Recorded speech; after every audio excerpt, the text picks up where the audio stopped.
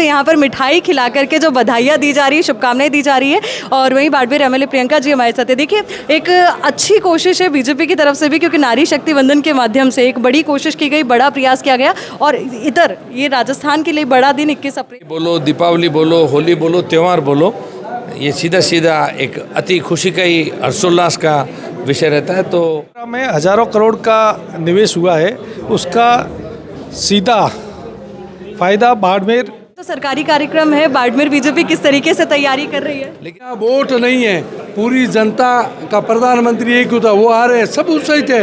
रोजगार के अंदर पार्टियां थोड़ी देखी जाती है। देखिए किस तरीके से तैयार होकर जाएंगी, क्योंकि देखिए बाड़मेर और जब पश्चिमी राजस्थान का जिक्र होता है तो रंगों का जिक्र साथ में होता है और राजस्थानी परिधान, तो वो छटा वहाँ पर कितनी खूबसूरत लगने वाली है आपके अंदर। 20 अप्रैल को लेकर के काउंटडाउन शुरू हो चुका है। तस्वीरें इस वक्त हम आपको दिखा रहे हैं बीजेपी कार्यालय की है और यहाँ पर बीजेपी प्रदेशाध्यक्ष खुद पहुंचे हैं कार्यकर्ताओं में जोश भरने के लिए। और आप देखिए तैयारियों को लेकर के लगातार दिशा निर्देश दिए जा रहे हैं। यहाँ पर आपको बाड़मेर एमएलए नजर आएंगे, तमाम पार्टी के कार्यकर्ता नजर आएंगे, पदाधिकारी नजर आएंगे। और कोशिश और कवायद यही है कि हर एक कार्यकर्ता से जुड़ा जाए और इस आयोजन की भव्यता को जाकर के समझाया जाए और एक क्लियर मैसेज वहाँ से दिया जाए। बीजेपी कार्यकर्ता नेता किशोर सिंह कानोड़ यहाँ पर है। लगातार दिशा निर्देश आप लोगों तक भी पहुँचाए जा रहे हैं कि किस तरीके से इस कार्यक्रम को, आयोजन को भव्य बनाना है। तो बाड़मेर किस तरीके से तैयार है? बाड़मेर में बहुत तैयारियां जोर शोरों पे है।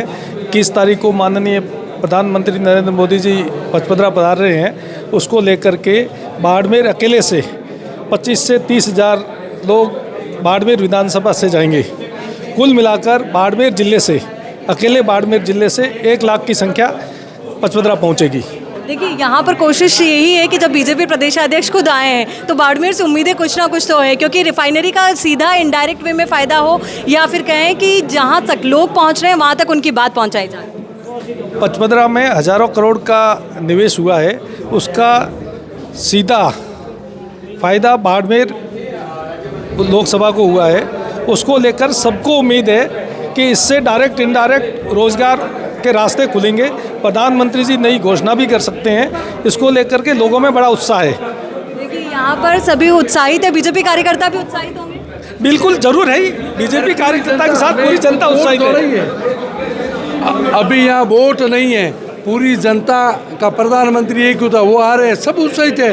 रोजगार के अंदर पार्टियां थोड़ी देखी जाती है। देखिए एक महिला कार्यकर्ता भी है, उनसे भी बात करेंगे। महिलाओं में कितना उत्साह है, क्योंकि जब भी प्रधानमंत्री नरेंद्र मोदी का कोई भी कार्यक्रम होता है तो एक कोशिश होती है कि महिलाओं की भागीदारी ज़्यादा से ज़्यादा हो। और अभी तो नारी शक्ति वंदन का भी दौर चल रहा है, कैसा महसूस कर रहे हैं? बहुत अच्छा महसूस कर रहे हैं। प्रधानमंत्री जी आ रहे हैं तो बहुत खुशी की बात है। और महिलाओं के अंदर तो और जोश उत्साह है, क्योंकि महिलाओं के लिए सीटें भी बढ़ा रहे हैं, कितना महिलाओं को महत्व दे रहे हैं। लखपति दीदी योजना, ऐसी बहुत योजना है जो महिलाओं के लिए ही प्रधानमंत्री जी कर रहे हैं, इसलिए हमारे को तो बहुत खुशी है।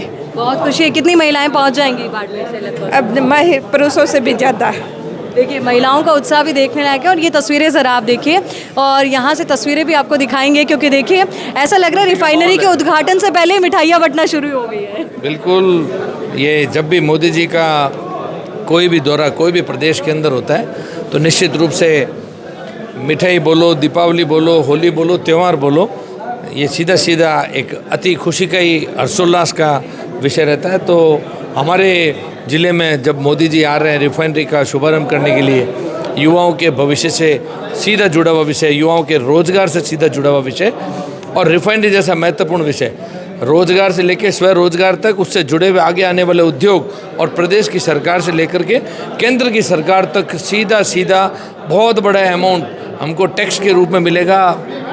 प्रदेश की और देश की आय बढ़ेगी, फिर उससे विकास होगा। मोदी जी की सोच जो विकसित भारत की, और हमारे मुख्यमंत्री आदरणीय भजनलाल जी की सोच विकसित राजस्थान, इसकी तरफ बढ़ने वाला ये बहुत बड़ा कदम है।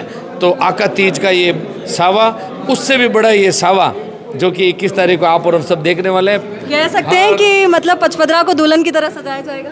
देखिए ये तो मैंने बताया ना कि जब खुशी का माहौल है, जिसके अंदर आप इसको शादी बोलो, ब्याह बोलो, त्यौहार बोलो, इसके अंदर अपन कुछ भी उदाहरण लेके चर्चा कर सकते हैं। वैसे तो सरकारी कार्यक्रम है, बाड़मेर बीजेपी किस तरीके से तैयारी कर रही है? लेकिन देखो, बात सरकारी कार्यक्रम है, लेकिन उसके बावजूद भी सरकार भी लोगों से, हमारे कार्यकर्ताओं से जुड़ी हुई होती है, तो हमारे कार्यकर्ताओं के अंदर बड़ा उत्साह है। एक खूबसूरत तस्वीर भी अब आपको आगे दिखाते हैं कि किस तरीके से यहाँ पर मिठाई खिला करके जो बधाइयाँ दी जा रही है, शुभकामनाएं दी जा रही है। और वहीं बाड़मेर एमएलए प्रियंका जी हमारे साथ है। देखिए, एक अच्छी कोशिश है बीजेपी की तरफ से भी, क्योंकि नारी शक्ति वंदन के माध्यम से एक बड़ी कोशिश की गई, बड़ा प्रयास किया गया। और इधर ये राजस्थान के लिए बड़ा दिन 21 अप्रैल का, जहाँ पर रिफाइनरी, तो उसको दोनों को लेकर मैं आपसे जानना चाहूँगी। पहले तो आप मिठाई खाइए, आप भी हमारे यहाँ के हैं। और बहुत बड़ी सौगात आदरणीय प्रधानमंत्री नरेंद्र मोदी जी ने राजस्थान को दी है, बाड़मेर को दी है और नारी शक्ति को दी है। और ये हमारे लिए बड़ी ही सौभाग्य की बात है कि 21 तारीख को आदरणीय प्रधानमंत्री नरेंद्र मोदी जी आ रहे हैं। विकसित भारत का सपना, अमृतकाल का जो ये समय है, निश्चित रूप से जो रोज़गार बढ़ेगा और राजस्थान की एक नई पहचान पूरे विश्व में बनने वाली है। बाड़मेर की पचपदरा की एक नई पहचान जो पूरे विश्व में बनने वाली है, ये हमारे लिए सभी के लिए बहुत ही खुशी और गर्व का मौका है। बाड़मेर की महिलाएं किस तरीके से तैयार होकर जाएंगी? क्योंकि देखिए, बाड़मेर और जब पश्चिमी राजस्थान का जिक्र होता है तो रंगों का जिक्र साथ में होता है, और राजस्थानी परिधान, तो वो छटा वहाँ पर कितनी खूबसूरत लगने वाली है आपके अंदाज से? देखिए, ऐसा अभी आपने बात की थी, आदरणीय मंत्री जी से बात की, तब दुल्हन की तरह सजाने की बात की।